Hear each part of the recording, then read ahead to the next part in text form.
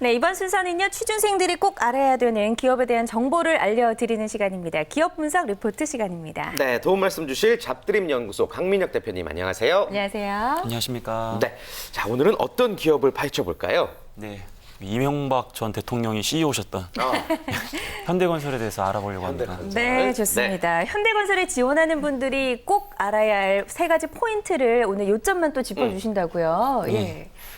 일단 건설사가 다양한 사업 포트폴리오를 갖고 있는데요. 대부분의 분야에서 강점을 가지고 있는 회사가 많이 없습니다. 네. 그럼에도 불구하고 이 현대건설은 특히 토목 분야에서도 강점을 갖고 있기 때문에 이 건축 분야와 플랜트 분야 전 분야에서 좀 강점을 골고루 가지고 있다는 걸 우리 여러분들이 좀 참고를 하셔야 될 것 같고요. 네. 좀 처음 이런 좀 이야기를 듣다 보면 생소하실 텐데 토목은 뭐 예를 들어서 우리가 이제 약간 좀 웃긴 얘기로 뚜껑이 없는 건물을 지으면 토목이라고 하거든요. 뭐 교량이라든지 뭐 도로라든지 뚜껑이 네. 없잖아요. 근데 건축 같은 경우에 뚜껑이 있어요. 뭐 아파트라든지. 네, 그렇죠. 그리고 플랜트 같은 경우에 이제 에너지를 만드는 시설을 이제 건설한다고 생각을 하시면 좀 더 쉽게 이해할 수 있을 것 같습니다. 네, 좋습니다. 지원자가 알아야 할 세 가지 포인트 중에 네. 이제 첫 번째를 말씀해 주신 거죠. 예. 두 번째는 어떤 거죠? 일단은 이제 저희가 이 건설 경기가 사실 뭐 안 좋다 안 좋다라는 게 어제 오늘의 일이 아니잖아요. 네. 토목 같은 경우에는 기본적으로 이제 국가의 경기가 굉장히 안 좋았을 때 국가 경제를 부양시키기 위해서 대규모의 토목 공사를 좀 진행하게끔 되어 있습니다. 네. 대표적인 게 지금 말도 많고 탈도 많은 4대강 산업이겠죠. 그게 이제 대표적인 토목 공사라고 보시면 될 것 같고요. 네. 다만 대부분의 이제 건설 회사가 해외에 눈을 많이 돌리고 있습니다. 해외. 예, 특히 이제 플랜트와 관련해 가지고 해외에서 굉장히 많은 이제 수주를 좀 따고 있는데요. 뭐 예를 들어서 뭐 중동이라든지 아프리카라든지 우리나라 건설사가 굉장히 좀 인정을 많이 받고 있다라는 얘기를 종종 이렇게 들으셨을 거예요. 네. 그래서 우리 지원자들 같은 경우에는 해외에 나가서 근무할 수 있는 기회가 굉장히 많기 때문에 글로벌 역량이라든지 해외에 나가서 적극적으로 일을 할 수 있다라는 부분들을 여러분들이 굉장히 참고해서 강조하시는 게 굉장히 중요한 포인트라고 생각이 듭니다. 예. 네. 그리고 이런 대기업들의 인재상을 살펴보면 항상 빠지지 않는 말이 이제 뭐 도전, 창의 이런 것들이 항상 등장을 하잖아요. 네. 현대건설이 말하는 도전이라는 단어의 뜻에는 조금 뭐 차이점이 있을까요? 예, 일단은 뭐 대부분의 회사에서 도전을 요구하고 있는데요. 현대건설은 도전으로 시작해서 도전으로 끝나요, 인재상 자체가. 예, 그래서 최초, 그다음에 계속 도전을 해야 된다. 더 높은 목표로 도전해야 된다. 예, 도전이라는 단어가 엄청나게 많이 나오고 있거든요. 실패는 있어도 실현은 없으니까. 예, 맞습니다. 예, 그만큼 이제 건설업의 특징도 반영이 돼 있겠지만 여러분들 이제 건설하는 그런 국가나 이제 현장을 가보면 항상 무에서 유를 창조하는 곳이 많아요. 네. 예, 그렇기 때문에 현실에 안주하지 않고 지속적으로 더 높은 목표를 추구하는 그런 부분들을 현대건설에서 굉장히 강조하고 있다는 걸 좀 참고하셔야 될 것 같고요. 네. 특히 자기소개서 부분에서 이따 말씀을 드리겠지만 그러한 도전의 키워드들을 적절하게 반영하는 게 굉장히 중요한 요소라고 생각이 되네요. 네. 좋습니다. 그렇다면 여러분들의 합격을 위한 자소서 비결과 면접 비결 간단하게 한번 정리해 볼까 싶은데요. 네. 앞서 말씀해 주신 세 가지 포인트를 자기소개서에 어떻게 녹여낼 수 있을까요? 예, 일단 현대건설의 자기소개서는 조금 좀 생소한 부분이 좀 있을 수는 있는데요. 네. 일단 지원 동기가 있고요. 그다음에 해외 근무에 대한 지원자의 생각은 어떠한가? 약간 좀 특이한 문제가 있죠. 그리고 세 번째로는 전공에 대해서 어떻게 입사해서 활용할지. 예, 보통은 강점을 물어보는데 이 회사 같은 경우에 전공을 물어봐요.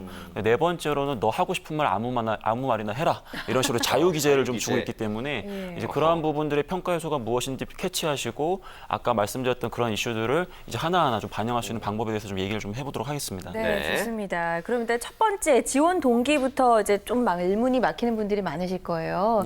어떻게 좀 생각을 써내려가면 좋을까요? 일단은 지원 동기 뭐 이제 많이 얘기 들었던 것처럼 네. 뭐 구체적으로 비전을 제시하고 역량을 좀 강조하라고 돼 있는데요. 네. 보통 이공계 학생들은 뭐 토목공학이라든지 건축공학이라든지 건설 분야에 굉장히 연관되어 있기 때문에 나름 본인이 이 건축업에 대해서 건설업에 대해서 관심을 가졌던 계기와 특히 현대건설의 이 건설의 강점이 무엇인지를 연결해서 자기가 그런 부분을 좀 더 하고 싶다는 부분을 어필하는 게 좀 쉬운 방법인데요. 네. 근데 인문계 학생들이 이 회사에 지원할 때 굉장히 어려움을 많이 호소합니다. 왜냐하면 우리가 보통 건설회사의 꿈을 갖는 게 쉽지 않거든요. 네. 특히 해외 영업이라든지 뭐 경영 지원이라든지 이런 학생들 같은 경우에 건설업의 이런 좀 명확한 이 밸류 체인을 이해하기가 어렵기 때문에 자소서를 쓰실 때 나는 건설업이 이런 것이라고 생각을 한다. 근데 이 현대건설의 강점이 이런 모습을 보면서 이 비전, 이 건설업의 가치를 굉장히 잘 반영하고 있다. 나 그래서 현대건설이 좋고 그걸 위해서 내 지원하는 직무에 이런 걸 준비했으니까 나도 좀 뽑아줘라. 이런 식의 접근이 굉장히 안정적으로 자소서를 쓸 수 있는 방법입니다. 지원 동기 부분 살펴봤고 해외 근무에 대한 본인의 생각 이게 굉장히 특이한 칸인 것 같습니다. 뭐 좀 힘들 것 같은데 이럴 수도 없고. 무조건 맞습니다. 좋다고 쓰기도 좀 그럴 것 맞습니다. 같고요. 예. 일단 해외 근무하면 우리 지원자들은 굉장히 환호를 질러요. 홈나니까. 예, 그리고 또 주재원 가면 또 주재 수당이 장난이 아니거든요. 나도 뭔가 이제 글로벌 인재가 되는구나. 네. 예, 착각입니다.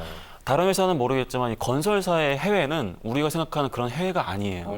그 중동의 그 모래바람, 그리고 뭐 예를 들어 아프리카, 뭐 여가 생활이 있겠습니까? 다 그 시커먼 남자들하고만 어울리고 뭐 한번 가게 되면 결혼을 못 한다는 등 굉장히 좀 뭐랄까 그 기피할 수밖에 없는 그런 이유가 있긴 해요. 그만큼 우리 지원자들이 해외 근무에 대해서 해외 근무 나 되게 좋다. 나 과거에도 어학연수도 해봤고 글로벌 역량도 있으니까 나 얼마든지 잘할 수 있다.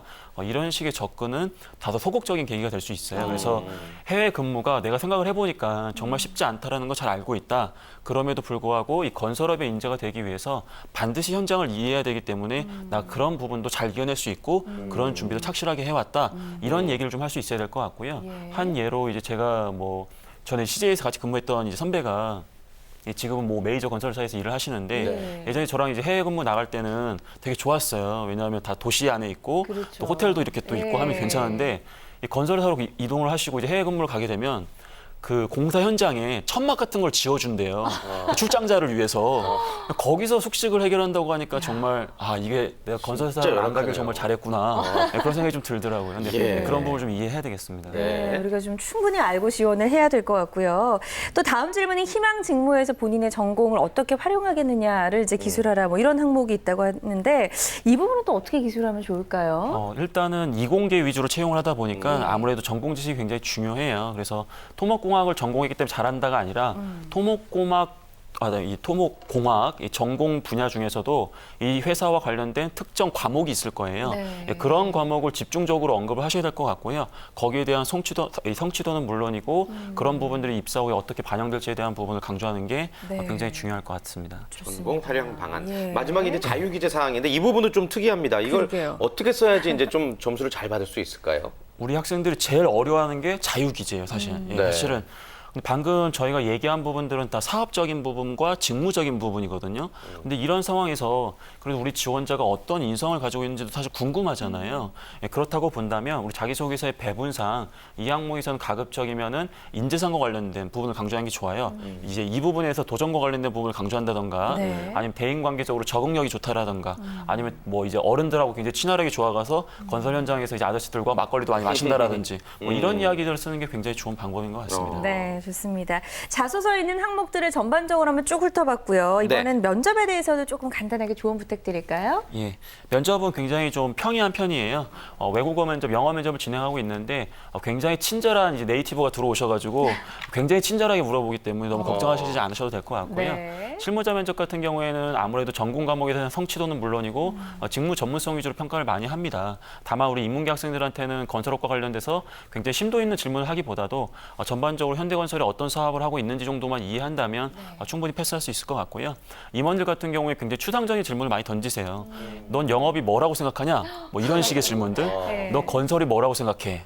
건설이는 야 남자로 태어나서 건설을 한다는 거 어떻게 생각하냐? 뭐 여성을 폄하하는 게 아니라 약간 이런 식으로 좀 추상적인 질문도 많이 하시고요. 장기적인 비전에 대해서 많이 물어보기 때문에 특히 이제 패기 있는 모습 이런 부분을 강조하는 게 굉장히 중요해요. 아무래도 건설업의 특징이 있기 때문에 그래서 그런 자신감 있는 모습을 보여주는 게 가장 중요할 것 같습니다. 네, 좋습니다. 자소서와 면접 대비에 대해서 간략하게 좀 짚어봤습니다.